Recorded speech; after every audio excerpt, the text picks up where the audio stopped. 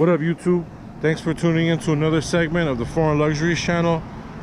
I made a day to come out to the shop. Right now everything's dead, everywhere's closed. So this shop was open because they got some clients that they need to take care of. So I took advantage of that time. I'm here right now. I got the car up. This looks like an exhaust pipe. Pop, pop, pop, pop. So this tire wears bald, and this one is actually pretty good. So hopefully by changing the coilovers, we'll fix that issue. And this tire scrapes. Every time I hit a bump, it scrapes something in here. Wow, look, this is janked up. Oh my God, look at this, guys. Look at this coilover. I've been driving like this. I mean, not regular driving, but I drove it here. Jesus. Shot like Kennedy. And look at this. This is where the tire rubs and it melts because the coilover is not holding it for shit. Sorry, excuse my language. But I'm here right now. I'm about to jack up the back and put it on the jack stands. And I'm gonna go ahead and do the same thing with the front. So once I do that, I'll tune you guys right back in. All right, guys? So I just want to show you that whoever had this car before tried dropping the car, and they heated up the springs. I don't know if you can see these torch marks right here. It's all bent. The spring is bent all out of shape. So if you ever want to drop your car, don't torch your coils, don't torch your springs to make them smaller or tighter. It's not the way to go. It's really going to give you issues in the long run, and it's just the wrong way to go about doing things. So yeah, just wanted to show you guys that. Terrible. Big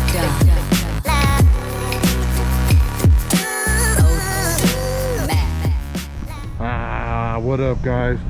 Look, the coronavirus. People walking around with masks, streets are empty, and the old sway bar, look at this, broken. Nasty. We got the new white line right here. Can't wait to install this. It was number 12 socket. Took out the bolts, came right out. This one comes with the new, what are these, bushings, greasers? Oh no, greaseless, and they're adjustable. So once I pop that in, I'm gonna show you what it looks like. For now, this is where I took it out from. One right there, the other one right there, and it just slipped right out, which is pretty cool. I'm about to put the new one in, show you guys once it's in. All right, loves, let me show you what just went down. Very easy to install. Right here, the new sway bar comes with these rubber bushings, I guess you could call them, all the way down to right here. You keep the, obviously, the same mounting bracket, and then you just switch the rubber gasket or bushing, and you put in the new sway bar. So this is it. Here's the, how's it to say, off-white, but this is the white line sway bar, and that's it. So once I tie in the end links right over here, I'll let you guys see that as well.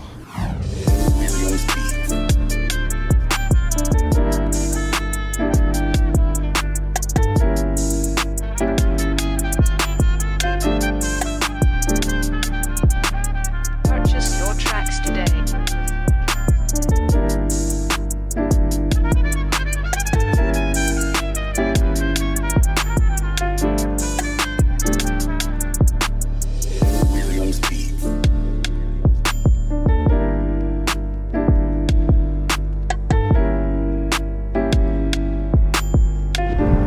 painting it flat black so it doesn't rust anymore. I don't know how rust got into it.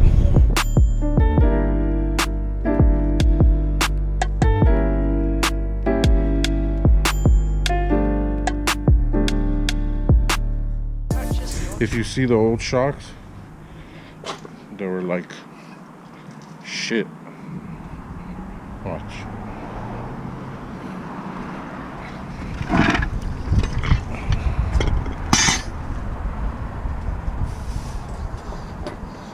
See those heating marks? They heated the shocks to lower them, which is basically the wrong way of going about doing things. So once I put all the coilovers on, put the tires down, I'm gonna drop the car, basically take a look at the ride height, and if it needs adjustment, we're gonna go ahead and adjust it. All right, guys. So we installed all 4 coilovers right now, and about ready to drop the car to see the height and see what needs to be adjusted. I'm waiting for my Uncle Harry right now to come and help me along with putting the sway bar end ties. I just wanted to take a look at it to make sure that I did it right, and then I'll show you those once they're on. But I'm super excited right now, and with the help of Victor right here, we got it done,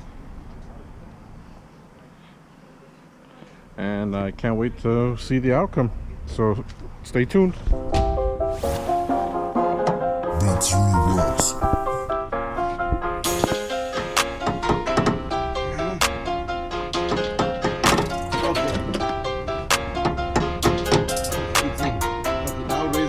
Put it in. I want to do the same level on both of them. See? It's in on both of them. Put the nuts in.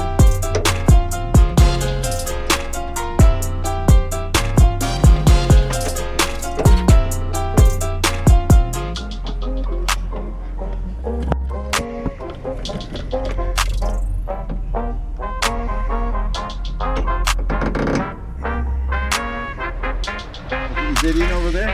Yeah. Beautiful. Alright guys, so we installed all 4 coilovers. We did the sway bar in the back with the end links. We kept the ride height how it came from Tein or Tein. We didn't really mess with it right now because I didn't want to touch it. Yeah, I'll take that too, thank you. I left my the tools that come with the shocks over there. I gotta make sure I take that. So I just took the car around the block, and I can't stress how good of a ride it is. Before, I couldn't even drive the car because I'll show you the old suspension parts. I took some photos of it. Oh my god, they had torched it. It was just gone. I'm just super excited right now. Here's the fitment. Here's how it sits. I think the back is pretty flush. It's nice.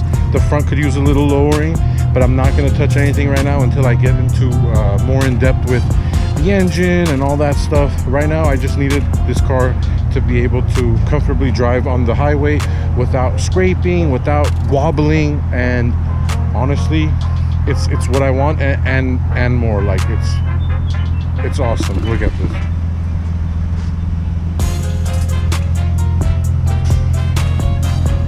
And then even from the back, it took on this new type of stance appearance. The tires, I'm just super happy right now. Thanks for tuning into my channel. It's Gigi with Foreign Luxuries, signing out.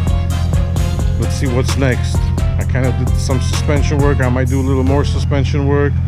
Now it's on to finding a good engine, buying the engine, starting to build it, and going from there. Thanks for watching, guys. Stay tuned for the next episode.